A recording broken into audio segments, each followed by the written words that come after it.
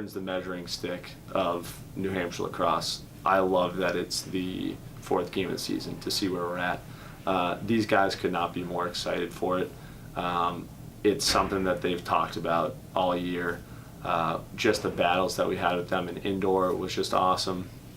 And they want to see where we're at too. And the best way to do that is to play Bishop Guertin. And so it's going to be an awesome atmosphere. We haven't played them at Stello since the 18-1 loss in the playoffs in 2022. So we want to right the ship. That was a bad moment for this program. And these guys are just chomping at the bit to get to Tuesday.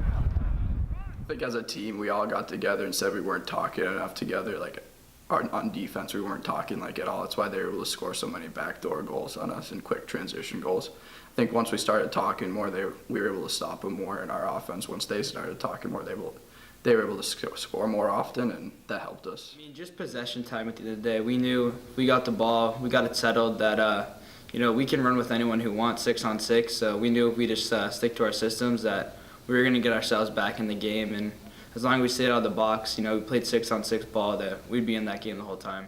Coach Bordeaux's he's never going to say anything bad. I mean, we're always still in the game. We all knew that. We're never going to give up or slow down. So right as we were down 8-3, it was the same as it being 0-0. We just kept playing, kept going. We knew we should, and then slowly and surely we came back and tied it up, and then eventually it was just kept going neck and neck, and then it was OT. But yeah, I'd say going into those huddles, we were just just as hyped as we were at the start of the game. No one slowed down. We just kept pushing, chugging along, and eventually we were right back with them.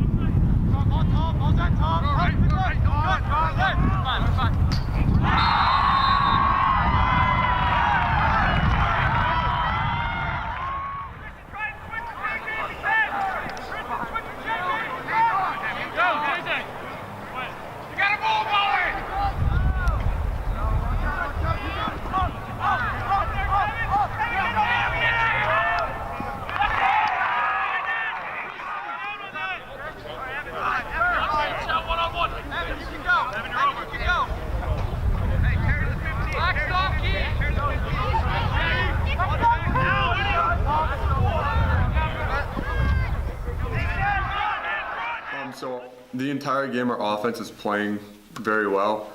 They had the ball, they were able to control the ball and score. As a defender, our defense was not playing great the first half. They had 8 goals at halftime, which is the most goals that we've had scored on us in forever. And second half, at halftime, we really thought about it and went through it. And going into the second half, we made some fixes. And I think they only scored 3 goals, if I'm not mistaken, in the second half.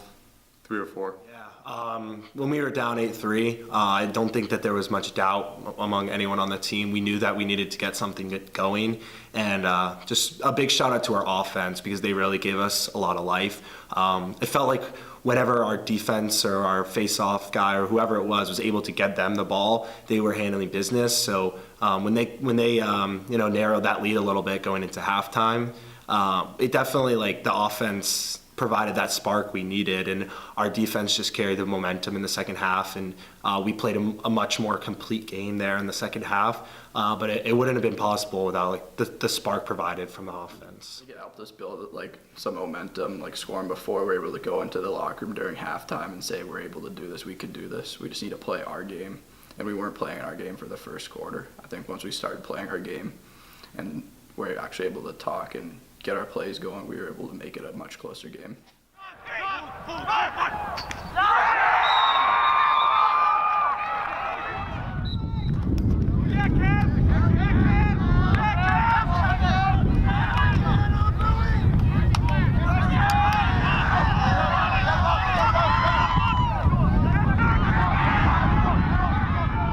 We were saying all week leading up to it that we have to find possessions. Vasquez is the best face-off guy in the state. And so if they're going to control the face-off X, then we had to change some things up at the face-off X to try and give us a few more possessions. And then just looking at the ground ball battle, you take face-offs out of it, we beat them in ground balls. And so we've put a big emphasis in our program on possession ending ground balls. So if the ball goes on the ground in our defensive end, getting those ground balls so we can start to play offense, and then offensively, if the ball goes on the ground in our offensive end, extending those possessions. And so I thought that where we lacked at the face-off X, we were able to make up on the ground. So our ground ball play was able to help us get on those runs. Only way you can score goals is if you pick the ball up off the ground. So.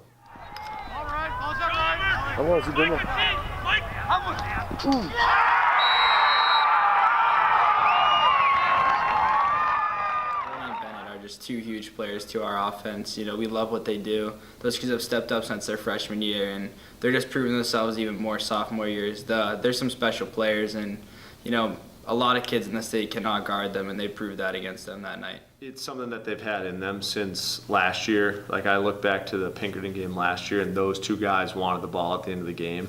And the BG game means a lot to our team. It's a game that we always get excited for. It means the most to those two guys. And it means the most because they understand what we're trying to do here, and that's our ultimate goal is we want to keep kids here in Bedford. So the kids on the middle school team, the kids in the Cannons program, we want them growing up wanting to be in this program. And Bennett and Brody, those two guys, are ones that could have gone elsewhere and didn't, and they've stayed and they've put a lot of work in, and they have a lot of buddies on that BG team that are on their summer team, and so it just meant so much to them, that game. And so for them to step up was awesome, because going into that, you know, it was the conversation at practice was like, we want this one, coach, like we really want this one from those two. And you could tell in their play, and it was just super proud of those guys. And again, it's something that's awesome for us moving forward in this season.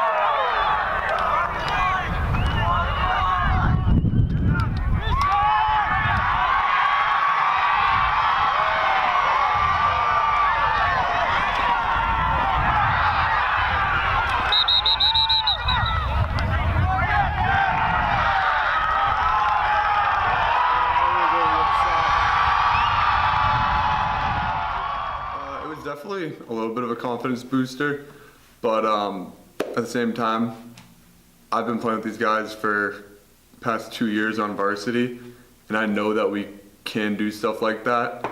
So we just got to do it for the entire game next time instead of just doing it at the end. The second half was definitely more of what we are about on the Bedford defense. Ever since I've been here, since I've been playing for my sophomore year, our defense has been our pride. We've definitely took a lot of pride in our ability on defense.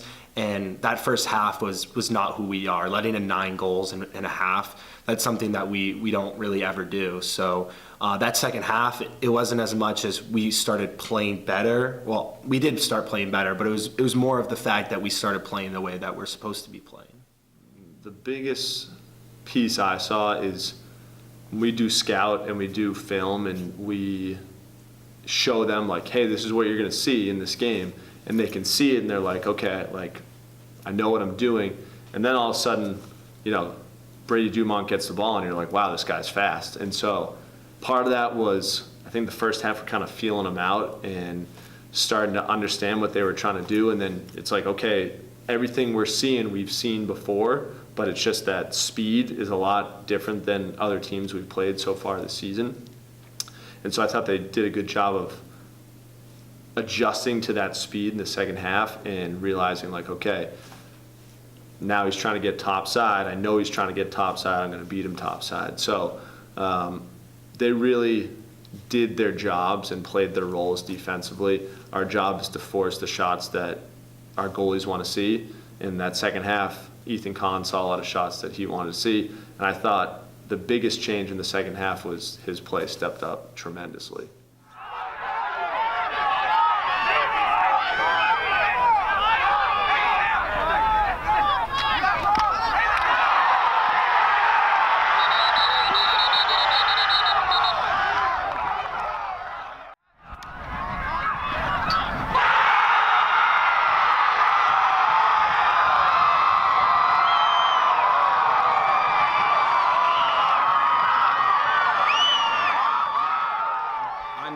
As long as we had the ball in a settled situation, that we were going to get those 2 goals. Coach Bordeaux knew that too. He has trust in our offense, and really 6-on-6 that whole game, we had a settled possession. We were scoring most of the time or getting a good shot pretty much every single time. So we knew as long as we just stick to the systems that we'd be in that game and we would get it tied at the end of the day. To be honest, we kind of expected that going in. That's all we wanted was a close game. We knew it was going to be a good game.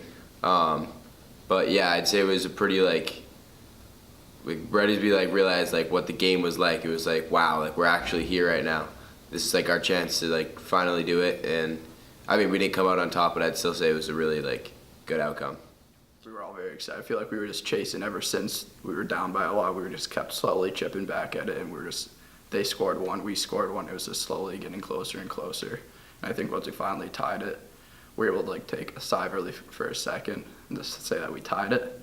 And then, but the job wasn't finished. We needed to actually finish the game and get into overtime, which it did happen. Unfortunately, we couldn't finish what we started, but hopefully it ends up different next time. I was really just thinking 1 goal at a time. You don't really have to score a ton to make the comeback. It's just 1 little possession at a time. We have to get 1 ground ball on defense to get it back to the offense just so they can score 1 goal. It's just little stuff like that. It builds up quickly, and that's what we started doing, and 12-12 going into overtime, and we kept playing the way we were playing. And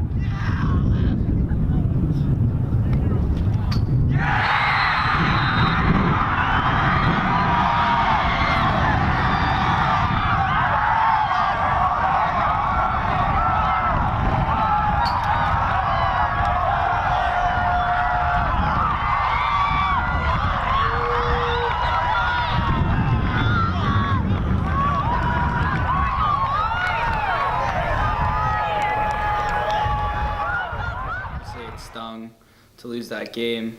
We weren't feeling good after that, but we showed heart. The boys rallied there, so we were down 4 or 5 goals, and we came back. And we really wanted that one, but at the end of the day, we're gonna see them in June. We hope to see them in the championship, and that's the one we need to win at the end of the day. So this one, it hurts, but it doesn't matter as much. We can go back to the drawing board, watch film. I mean, that was a great game, to start off. But I mean, if we're not going to be winning, then that's definitely one of the ways I'd rather it go than getting blown out, because we really showed how good we were and how we're going to compete with them. So they should be ready for us to come at it even harder next time. I was a little disappointed. Obviously, we all wanted to win, but we were also pretty proud of ourselves that we were able to fight for the whole game. Now we know that we're able to hang with them. We're able to hang with anybody in the state. It was really a fight until the end. We went into double overtime. So when we play them next, it's going to be a really good game. We were very happy with how most of the game went. We played well. BG played well. It was a great game, but we didn't win. So we have room to improve. And although we can look at the game and say, okay, we're going to do better in June, we're definitely not content with what happened, and we're definitely not satisfied by any means. And losing almost gives us a little edge or something extra to work towards, because we know it's in reach and we know we're right there, and all we have to do is just one more goal. All we needed was just one more goal, and we had that game. So although it gives us a little bit of confidence that we can definitely win that game, we still have an edge and we still have something to fight for. I'm definitely really proud of the guys. We fought very hard, obviously, bringing one of the best teams the best team in the state to double overtime. It's a hard thing to do, and the way we did it, coming back from a 6-goal deficit, I'm really proud of how we played. 2 biggest takeaways are, number one, the fighting us to battle back down 5 at points in that first half, and then even Chris said it to me after the game. We made the winning plays, we just didn't finish them, and so we had chances. It wasn't we didn't get a chance in overtime or double overtime to get the ball. We had those chances to win that game, and then we just didn't execute. But I thought we just did a fantastic job running plays out of timeouts, adjusting to our game plan, making in-game adjustments. So that was great for just the longevity of the season to see that.